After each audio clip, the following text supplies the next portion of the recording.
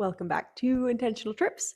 I am Linda Eamon, and we are once again in the trip portion of our show. And I had originally thought that I was going to jump straight into the Costa Rica story, which is where our story really does take place, start, jump, you know. And what I realized this morning was that there is a little bit more context that I think is really important to understand kind of where I was, who I was, what was happening in my universe, in my world, um, as I stepped into the current, the flow, the magic that was Costa Rica. And what came to me this morning was the three other trips, psychedelic journeys that I had taken in the year leading up to going to Costa Rica. Um, there was one with psilocybin in May of 2020. And that I had embarked on. It started with one of my best friends who I was also living with at the time and our housemate. Psychedelics are something that I have traditionally always done by myself and have used them as healing tools, right? There have been a few times where I have taken them with other people.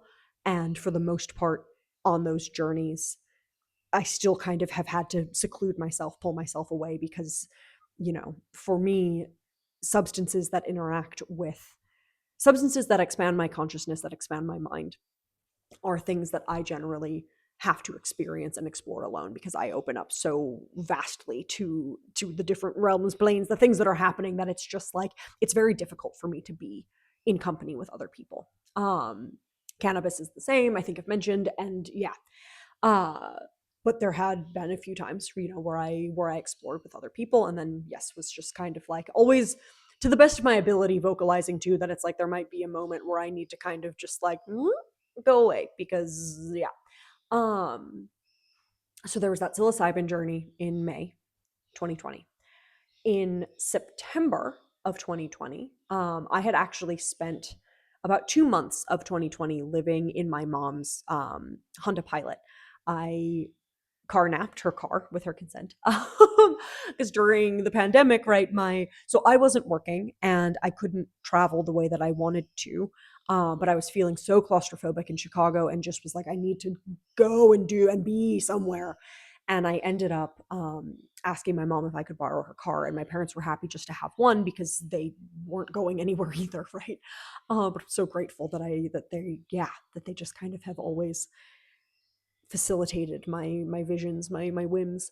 Um, but I ended up driving out west and car camping in my mom's car for about 2 months and just kind of driving between national forests and coastline and just, all sorts of places and just sleeping in the woods. And yeah, it was really a beautiful, brilliant way to spend part of 2020. And I had been feeling pulled on that journey back into a psychedelic space. I'll get a little bit more into all of this, what each of these experiences showed me and taught me, right?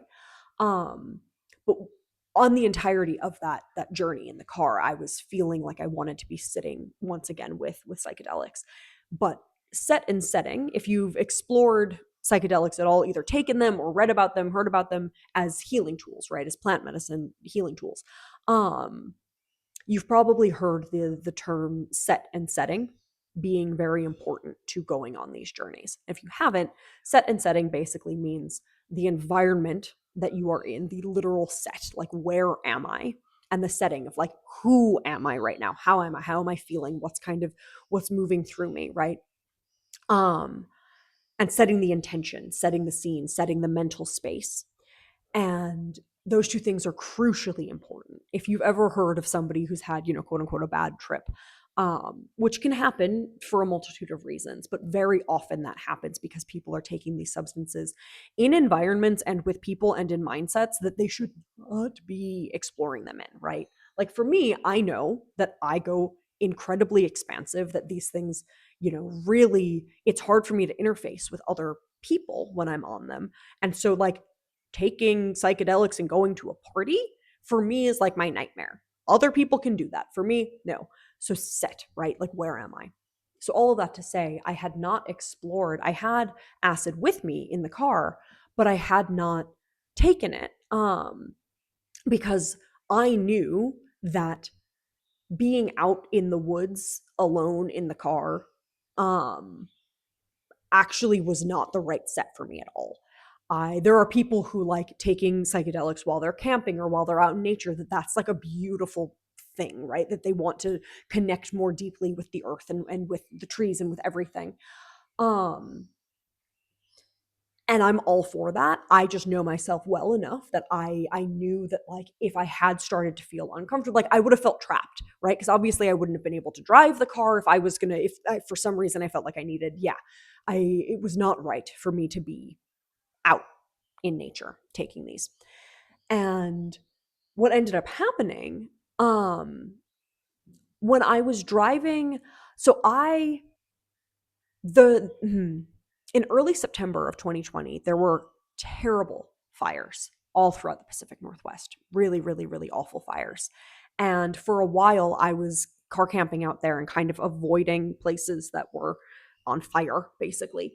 Um, and after a few like weeks of this, days even, I hit a point where I was just like, this is so bad that I'm actually just like a being that's kind of just like taking up space in a crisis. Like I don't need to be here. And there are a few safe places for me to even be, but like I'm just not, I don't need to be here anymore. I'm not helping. My presence is no longer like, yeah. So I decided that I was just going to go basically straight home. I was like, this chapter is done. And so I just start driving due east. Saw some beautiful friends in Washington State and then just start driving due east.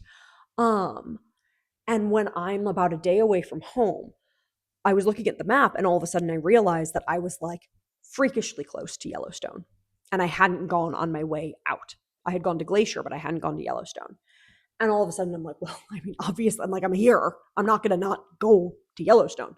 So I like follow that little voice in my heart and drive up. It was honestly, 2020 was such a sacred time to be in nature because no one else was around, right? So I was in Yellowstone. There were other people in the park for sure, but it is probably the least populated that it had been since like I don't know, like the 70s. I'm sure we could actually look that data up if we wanted to. But there were so few other people, no other cars around, just like the ability to just go through this part. It was so I'm so grateful that I stopped off. And because I had been car camping, what I had been doing was just kind of pulling off in national forests and finding places that I was allowed to sleep. In national forests, you're allowed to just kind of camp anywhere as long as you're not, there are rules around it, but it's kind of wherever you find a spot, you're good. National parks are obviously very different, and I had not pre-booked any kind of accommodation or campsite or anything because I didn't know I was going to be there until I was like, and just turned the wheel and came. Um, and Yellowstone is big. It takes hours to drive through and across and around the park. Um, but I had just kind of decided at some point I would leave and find somewhere to sleep. My dad had actually offered to pay for a hotel room for me, and I was like, no, I'm not gonna like. Yeah, it's just like that. I don't need that. I'll find somewhere, right? And I also wasn't really in a rush to leave the park. It's like I don't mind if I have to find somewhere, when it's pitch black out to sleep. That'll be fine. And I found myself at Old Faithful in the afternoon.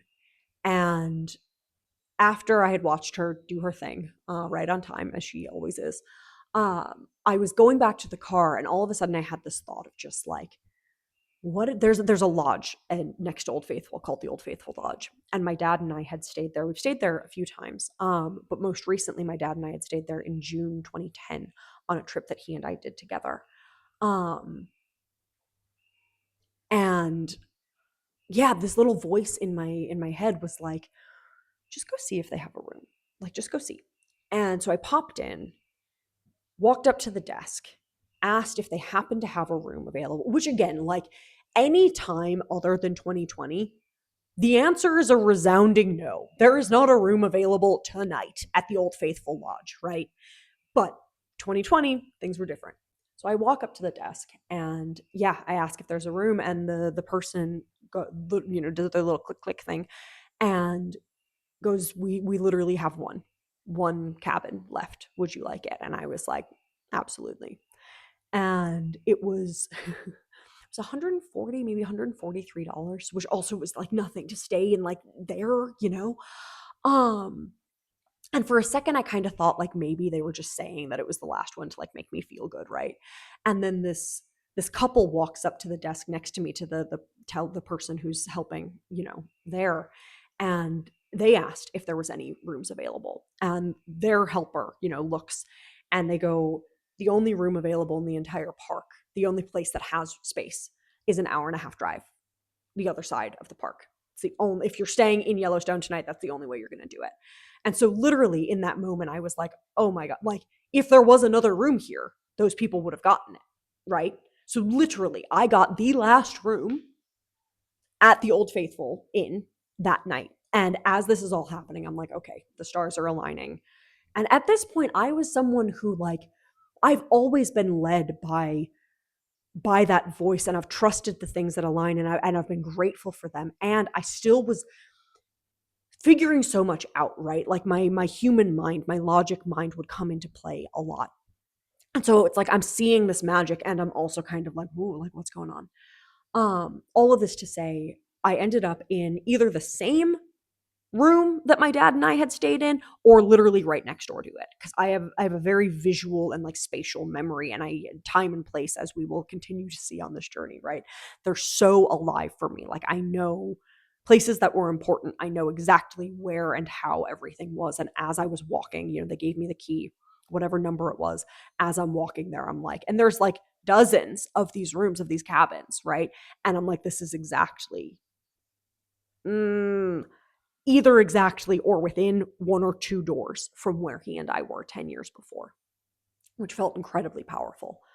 Again, even before I was on this journey of going back to all of these places, right? I was still already recognizing the layers of being back in certain places as different versions of me. I had written something earlier that day on a hike that I had done, or not earlier that day, sorry, when I had been in Glacier. So about a month before, I had written something about the last time that I was there and the experience that I had had, and you know how much had changed and all of that.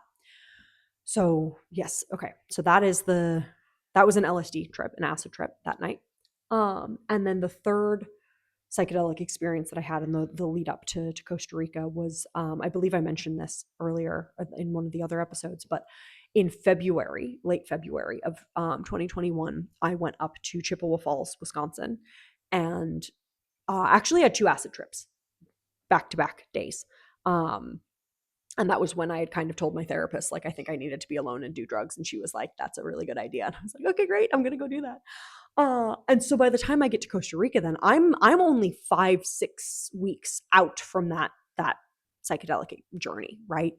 And again, I want to go into these because they provided some very deep, beautiful insight for me, and things that that I had seen in those journeys that I was still integrating, and you know that had laid a lot of the foundation for then who I was and what I was really poised to be leaping into when I got to Costa Rica. Um so in that first experience, which was not my first experience with psilocybin, but in the one that you know I'm discussing, uh like I said, I took mushrooms with my friends, but then pretty quickly realized that like they were pulling me, you know, I took the same amount and they just impact me much, much more heavily. And so they're happy to kind of sit and hang out and chat. And I'm like, I need to go to my room and just be in this. And what ended up happening, I was laying in my bed, I closed my eyes. And so there is this, I might have spoken on this before. There, for my entire life up until I let myself fall into it, right? I could feel this kind of invisible black precipice, this void, this large thing in my mind, in my heart, in my soul, that was kind of always calling me to it, this thing that I knew that I needed to like fall into and give myself over to. And I was also terrified of it, because it was like I knew that once I fell into that's where all of the actual darkness and demons and things that I had been avoiding my entire life, that's where they lived. But I also knew I needed to go in there to like see it, to process it, to save it, to heal it. Um, the first, I had always been afraid in using afraid and curious when using psychedelics that I was going to just kind of careen into that. There was a curiosity there, and there was always something too that was like, oh, what if I like what if that comes, for me. Um and the first time I really remember confronting that cliff, that precipice, was actually in my first 10-day Vipassana meditation. So substance free, right? I was just this story I will tell soon, likely, but it's one of the most surreal experiences of my entire life, but very real actually experiences of my entire life was in that first 10-day Vipassana. Um and it was through meditation, about 7 days into the meditation, that looming blackness, that ledge, that thing really appeared. And it was terrifying. And I didn't really understand that that's what it was, but it's such a massive power and thing. And I was getting glimpses of what was in there and on the other side, and what the absolute, because the thing is, it was all of the, now I understand, right, that it was like all of the demons and all of the trauma and all of the stuff that I had to heal. And it was also all of my power, all of my magic, the version of me that I was always meant to be, like the forever beyond, right? But the point of no return, like that's what that was. And I was getting, in that meditation, I was starting to feel a lot of that power and a lot of what was in there. And it terrified me, to the point where I ended up just being like, you know what? On day 7, I'm like, I'm done doing this meditation practice. I'm just going to sit here. Again, I'll tell the story of what actually happened because it's nuts. But yeah.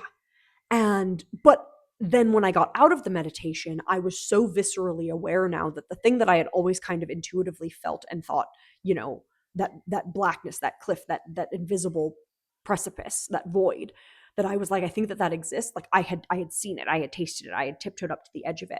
And when I left the meditation, I was like, oh, I want to go into that, because like that's where I know like the actual power is, right? Um, yeah. But it's one thing to say I want to go into that when you're not actually on the brink of it, right? It's one thing to say I want to go skydiving. You can say you want to go skydiving your whole life. When you actually get the parachute on, get in the plane, and are standing on the edge, like that's a completely different feeling and experience than saying like that would be fun. So all of that to say, then in the psilocybin experience that I had in May, I'm laying in my bed, I close my eyes, and I start getting on psychedelic journeys and in meditation, right? If you've ever kind of been deep in one of those spaces, it's like your thinking mind, the I, the ego, kind of ceases to exist, right? You kind of just are this like floaty consciousness thing. You may or may not be attached to your body, and you're just kind of like almost like dreamlike, right? Where you're the voice of who's in charge isn't really there. It's all just kind of happening. And so I was in that space. And for me, my inner voice, my mind, my ego, that I voice is very, very, very strong, and had a very, very, very real um desire to like remain intact. um and so I had also often found that like when I was kind of in those floatier consciousness spaces, a lot of the time the I would kind of come in and be like, hey, come back here. Like we're not dreaming, we're human, we're here, we're on earth. Um, and in this experience, I was really starting to get pulled down. So this is about a year and a half after I had sat that first 10-day Vipassana, and where I had tiptoed up to the edge of this thing, right? And not gone into it. And so I'm laying in my bed now in Chicago, May 2020, and I'm feeling that, not even feeling, I'm just experiencing this kind of black hole that I'm falling deeper and deeper and deeper into. And there are things that are pulling me down into it, forces, energies, very dark energies, kind of demonic energies that are kind of pulling me farther and farther down. And for a while, I was just kind of witnessing this happen. And then that ego voice, that mind voice that I was talking about, that voice comes back and is like, like, where are you going? Who's taking you? Also, because these things, like these forces, don't feel good. They don't necessarily feel safe. As soon as that I voice comes in, it does it that alters the experience a lot because it kind of snaps you out of the dream, right? It's like waking up from a dream in some capacity. But for me on psychedelics, one of the ways where I'm like, but so I my voice is still there, kind of being like, where are we going? But I'm still kind of getting pulled farther down. And then that I voice, the ego, is like, no, like we're not going there. We're not, that feels scary, that feels immense, that feels too big. We're not going there. And one of the ways to just kind of change reality when you're on psychedelics, like I just opened my eyes, right? And then all of a sudden it's like I'm no longer in the realm where I'm getting, my soul is getting pulled down into the dark blackness. Now I'm just sitting laying in my room in Chicago. But this is normal again. Um so I kind of come back to reality and be there, reality, that version of reality, and kind of be there and be in the room and be like, okay. And then I would close my eyes again and sometimes explore some different realms, different things. But then that darkness would come back. And I was playing in and out of this for a while. But I didn't let it take me. The Yeah. And again, when I came out of this experience, there was something in me that was like, I need to know what's down there. I wasn't ready for it yet, and I need to know what's down there. So that was kind of my big takeaway from that experience.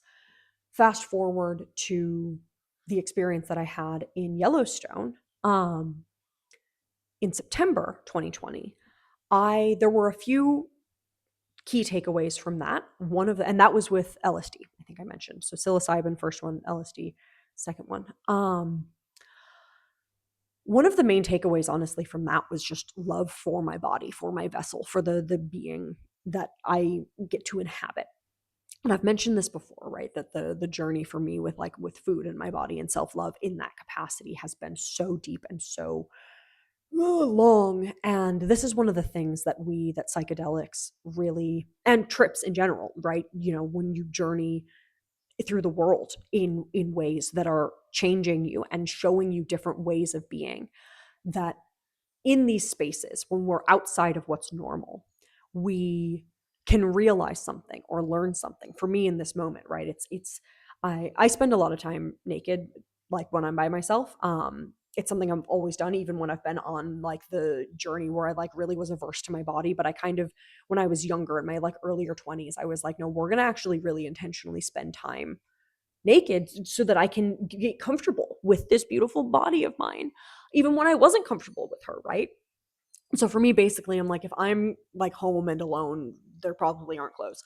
And so I'm doing this psychedelic experience, and it was actually one of the things that kind of sucked about living in the car is that I was like, I'm sleeping with clothing, even though there's no one around for 100 miles. I'm like, I'm gonna obviously sleep with clothing on, and it was cold.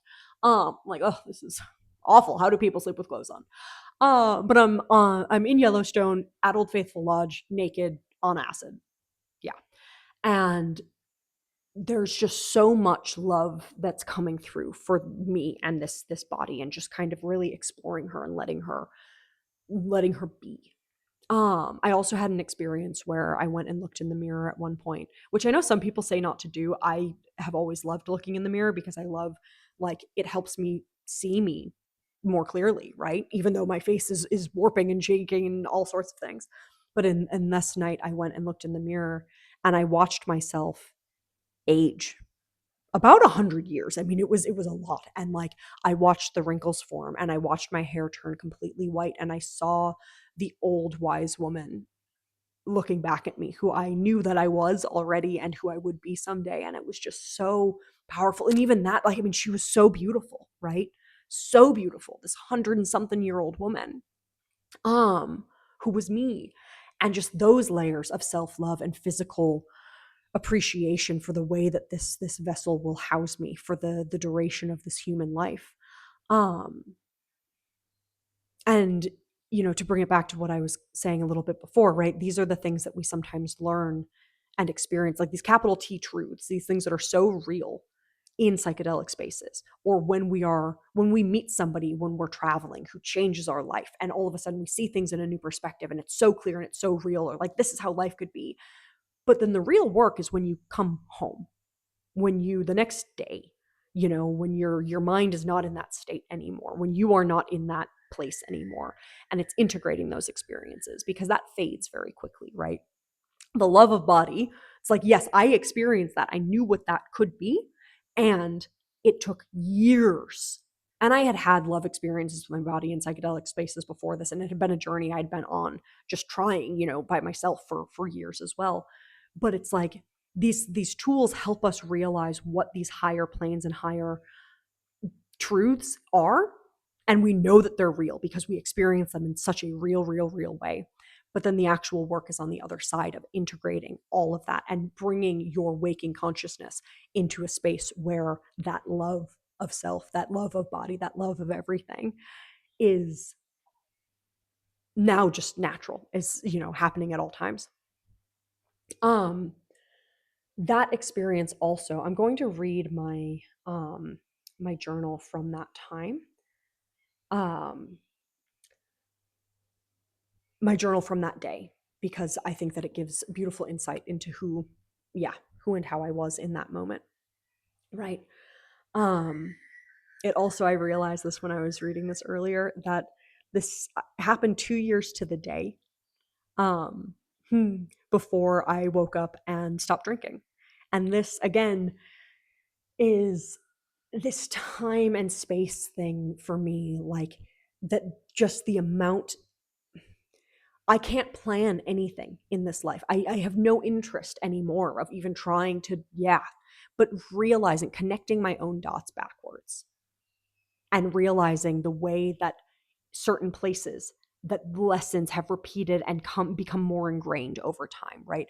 That certain dates, it's like it's all a spiral, right? So it's like I might experience something 1 year on this day, and then 1 year, 2 years, 5 years later, on that same day or around that same day, there will be something that happens that's like, that makes all of that even land in like way more of an intense understanding. But it always happens, it always coincides in such anyway. So this is, having this experience, having this love for body, all of this. 2 years later, I wake up and I'm like, we're done with alcohol. So just for a bit of fun lore for me. But okay, the journal. And so this is before the acid had actually taken effect. Um, yeah, just to, yeah. Wednesday, September 16th, 2020, 7:57 p.m. Old Faithful Lodge, Yellowstone. Well, just took half a tab of acid and I'm waiting patiently for it to kick in. I've been wanting to trip or go into a deep meditation for a while now, and it occurred to me as I was wandering Old Faithful that the timing is perfect. I've got my own cabin in one of the most pristine and precious places on earth, and my mind feels poised to explore new depths. I'll take the second half if I feel myself pulled somewhere important, and at this point I'm hoping I will. I hadn't heard of the term ego death when I did mushrooms with my roommates last May. But the more I learn, the more I'm convinced that's what I was on the brink of.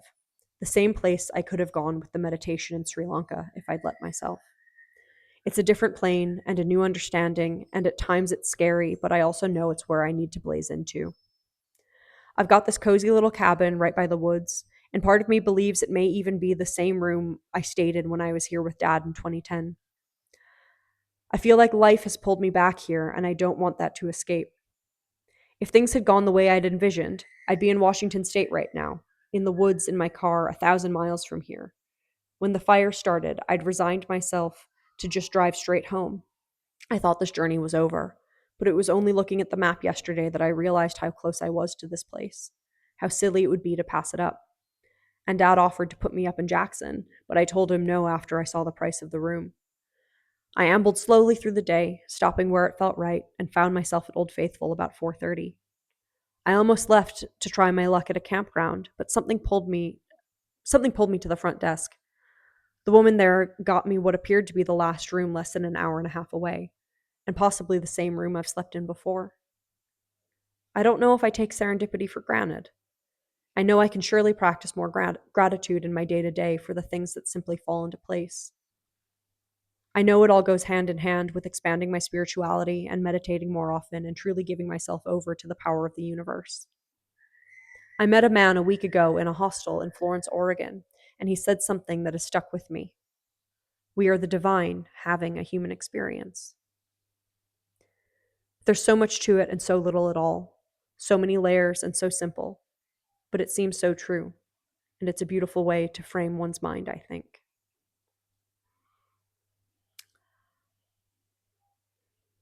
And so that is, yeah, that is who I was right before that psychedelic journey began. Um, Someone who was listening to serendipity but knew she could be listening to it more. Someone who was ready to hand herself over to the universe but was scared. Someone who was meeting people in hostels in Florence, Oregon.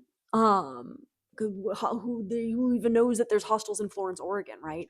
And having them deliver these messages and hearing these messages. We are the divine having a human experience and realizing that that was true, but not understanding it yet, right? Um, yeah. And so that was that experience. Big body, big realizing that there's all of this magic happening and that I'm already in it, but there's so much more that I could be handing myself to. And the third experience in Chippewa Falls, or experiences, I guess I should say, the first day was really around the relationship that I mentioned that I was in, right? From 2017 to 2019. And there were deeper layers of understanding the love that we had had for each other. Um,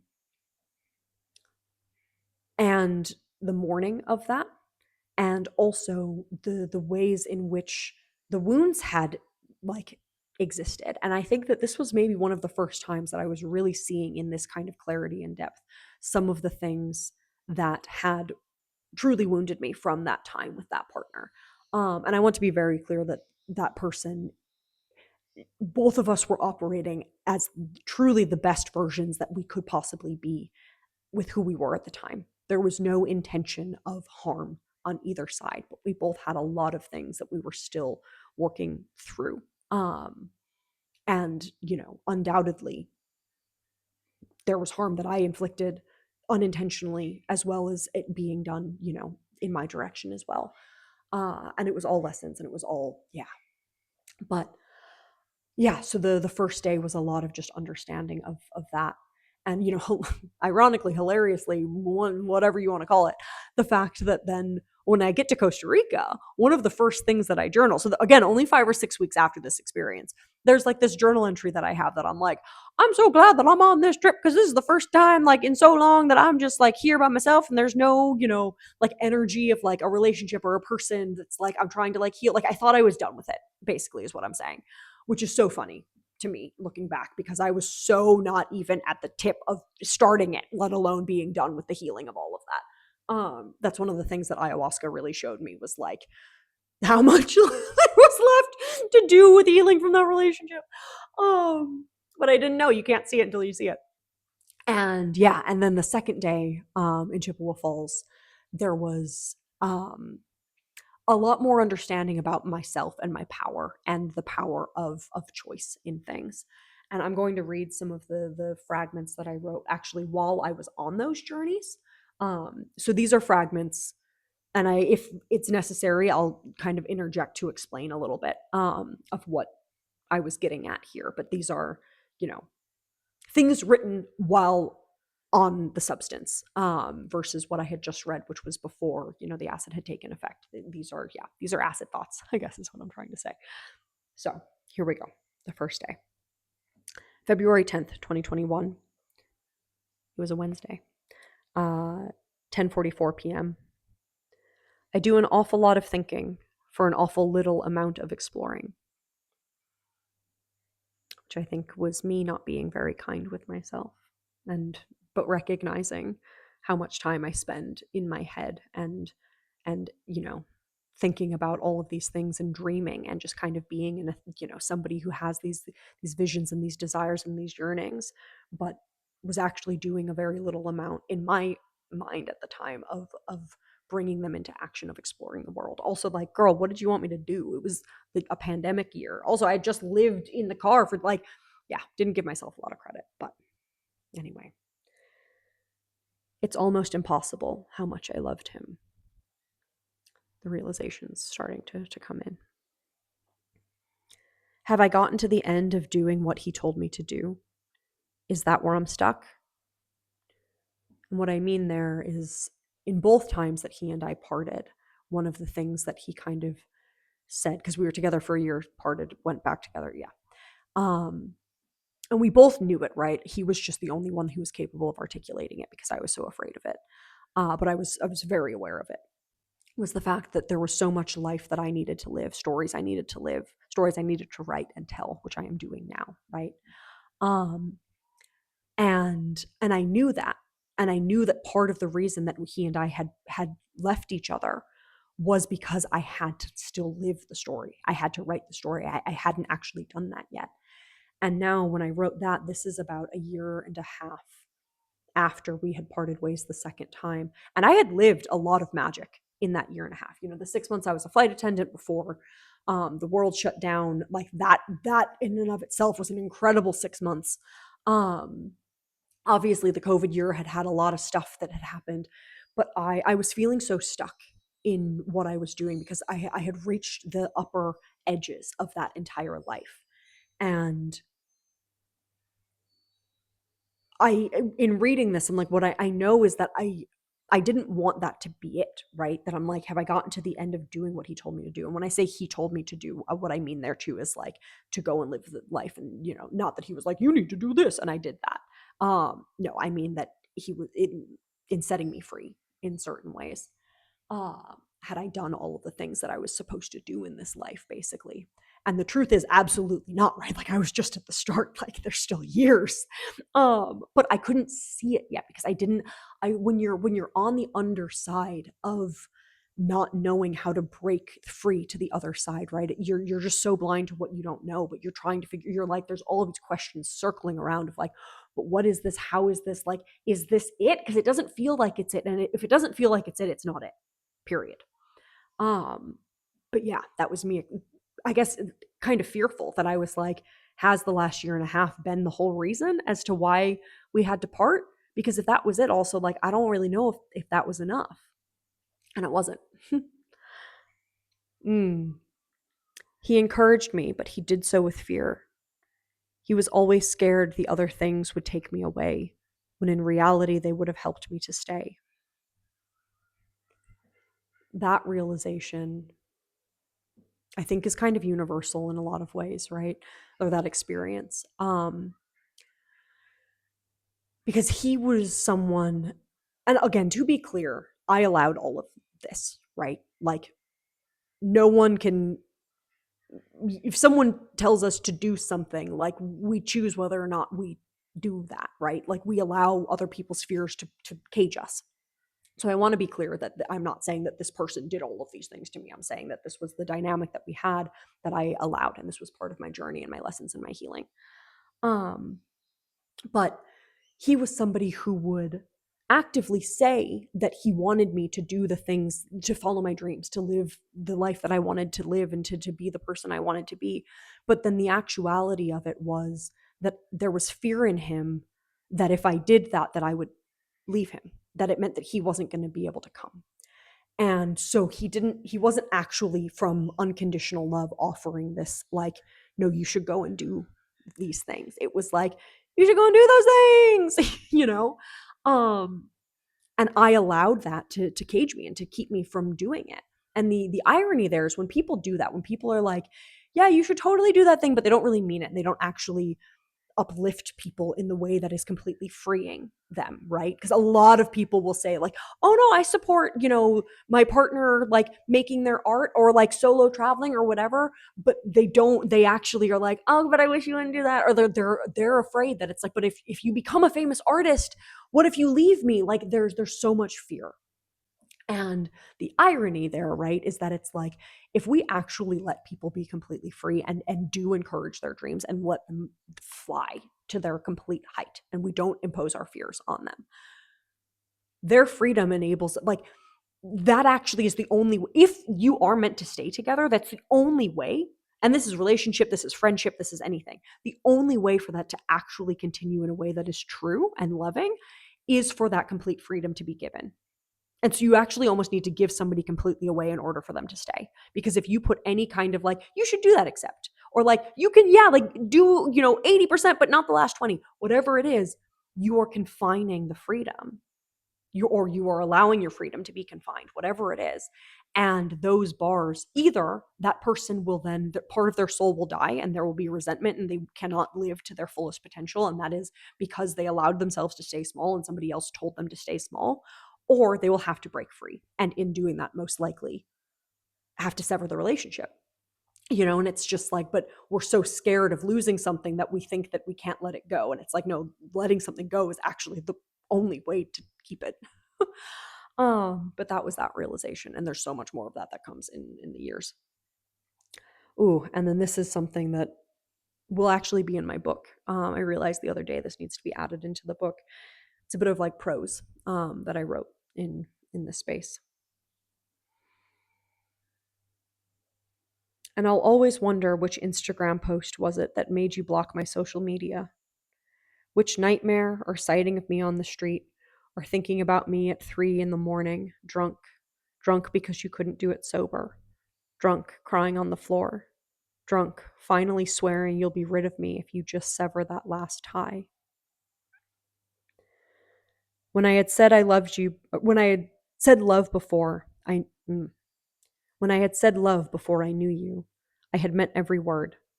I'd loved men and women and people and places and things, and I'd loved them all as deeply as any human has ever loved. But when I met you, they do not have a word in English for the love I loved you with.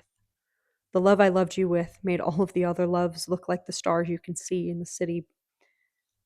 Look like the stars you can see in the city. Beautiful, perfect on their own, but nothing compared to the entire night sky. Sometimes she takes drugs and writes beautiful words. Ooh, and then this, yeah. This, there are layers to that we will explore for years as well. We're allowed to want a partner to be on the same sexual plane as us. That could just be mic drop on its own, right? Again, in this particular instance with this person, we were both who we were with the trauma and damage and baggage and stuff that we had. And this is we're both perfect on our own, right? And one of the things that really wounded me in this partnership that has taken me years to heal was the fact that we were on different sexual planes. And rather than that just being something that was accepted and being like, okay, well, I'm here and you're there, and that was okay, because that exists, right? I do think that like people can be in different spaces and that's okay. What can't exist, what is toxic, is one person shaming the other person for that difference. And this human did not ever intentionally do that. I do believe that. And his own fears and conditioning and just beliefs were put on me so much for the way that I inhabited my body, for my sexuality, for the sexuality of my past, the person I had been until I met him. There was so much weight that he had around my sexuality that it put, and again, I allowed this to happen, right? Because now I would not allow this energy anywhere near me. But at the time, this is the lesson that I had to learn. But I allowed that shame and that, just discomfort with that part of my being to infiltrate my heart, my core. And even reading that, I'm like, that to me feels like the first time that I'm actually really realizing that there is so much truth and power in just being like, it is okay to want somebody, to need your partner, to meet you and understand you wherever, it's not even a spectrum, it's a giant sphere, sexuality, right?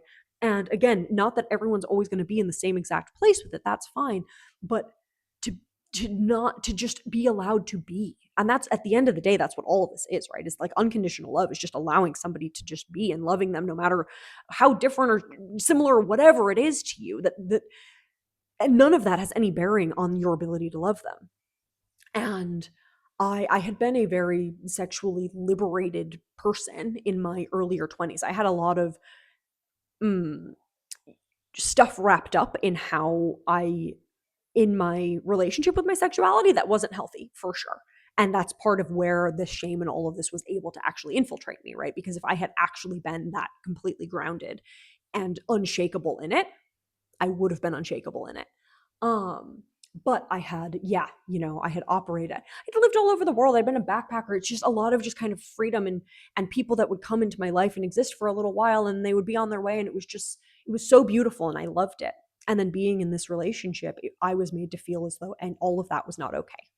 And that there was something like diabolical almost about me for the fact that like I had enjoyed sex with somebody that like yeah, again, this was, I allowed that to infiltrate me.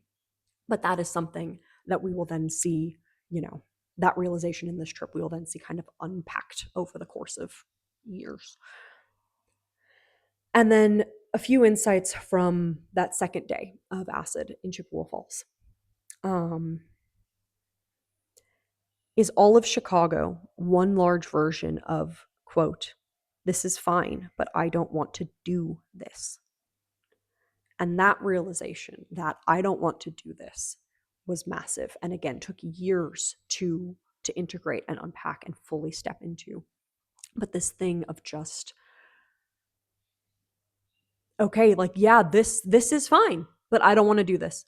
My whole life in Chicago was brilliant, beautiful, incredible, wonderful friends, good job that allowed me to do a lot of things that I wanted to do, or I could travel. Like that was what I wanted. My family was there.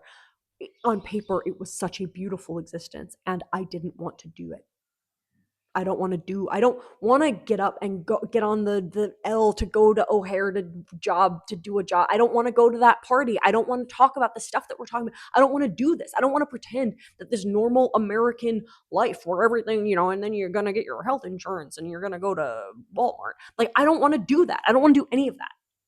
And and I knew that. And I was so afraid to, and I had been outside of it so many times, but I was still letting it rule me in so many ways. Um, yeah. And there's so many layers to that to break free from. Life is about recognizing and seizing those moments and actually doing it. I think what I mean there is recognizing when you don't want to do something or when you do want to do something, recognizing and seizing the moment and actually doing what you know you're meant to be doing. Oh, and then just the words, I don't want to do that. Do you know how powerful that is? Start saying it more often, actually, when it's true. I don't want to do that, period. I don't want to do that. Whatever it is. Something, if someone's like, do you want to go get coffee? And the answer is no, no, I don't want to do that. The larger things, when people are like, well, you're supposed to get married. Do you want to? If you don't get married. Do you know how insane it is to marry someone when you don't want to get married? People do it all the time. Like, and that's no shame for doing, like, there's a million reasons we do a lot of things we don't want to do, but like, don't do that. People have children that they don't want to have because they think they're supposed to. What, you're going to bring a human life, a human being into this world, and you don't really want to do that? Don't do things you don't want to do. I don't want to do that, period. It's so hard in practice and it will free you.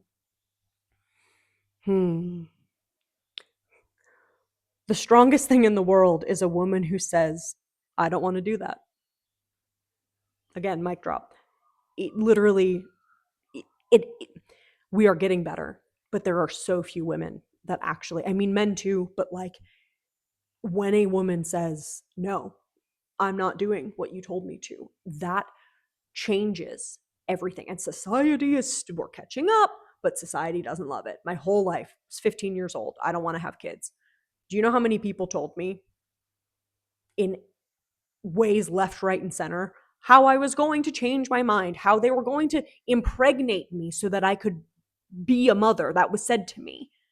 Like that, it's just people don't want to hear it if you say you don't want to do what they think you're supposed to want to do. And the more that you say it and the more that you do it, the more that you just break free for yourself and for everyone on earth. We all need it. So yeah, cool, great. Oh, I love how this version of me, she's so clever.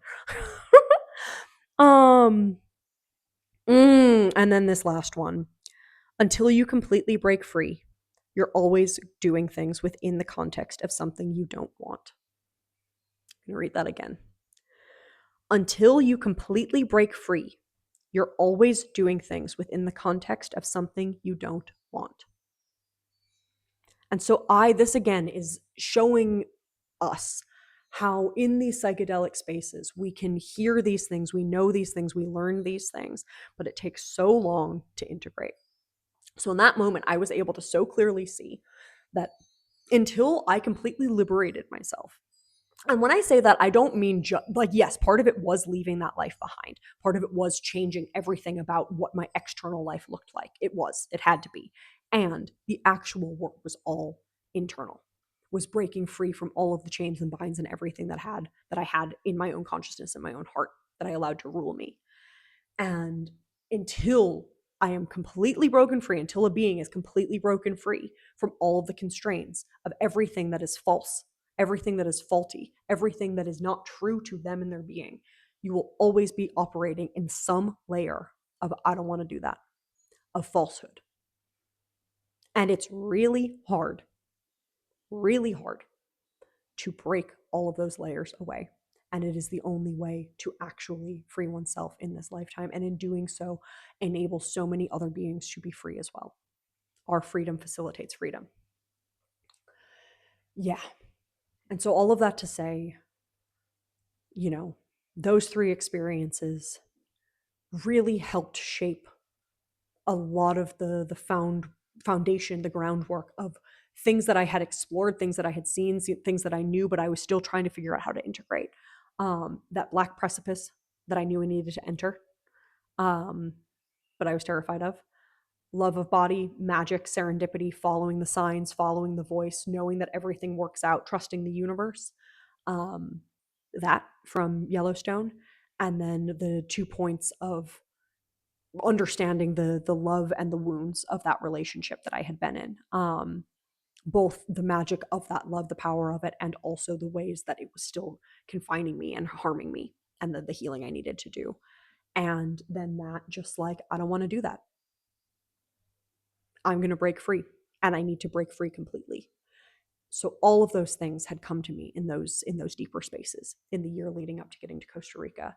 And that is part of the human that I was, that was moving through with this conviction of just kind of being like, okay, there's so much, but I was still also so scared, right? But I'm like, there's more that I need to do, and there's more that I need to find. And so with that, I will leave you. And the next time we do the trip, it will actually be the trip in Costa Rica. But I wanted to just, speak to some of the trips that led to the trip, because they were beautiful. And yeah, thank you again to everybody who supports this journey on Patreon. If you're interested, you can support me there. You can also read my journals. They read very similarly to what I've read here today. Sometimes that, it's a little bit more story-like, and this is what happened. And then sometimes it's just fragments of things that are coming through. But that's how I write. And yeah, right now, all of April is published, March and April. And so you can kind of read what was happening in my mind while I'm telling the story. And you can find me on Instagram, Substack, all over the place. You can email me, intentionaltrips@gmail.com, if you have questions, thoughts, feelings, anything that you want to share, any way you want to connect.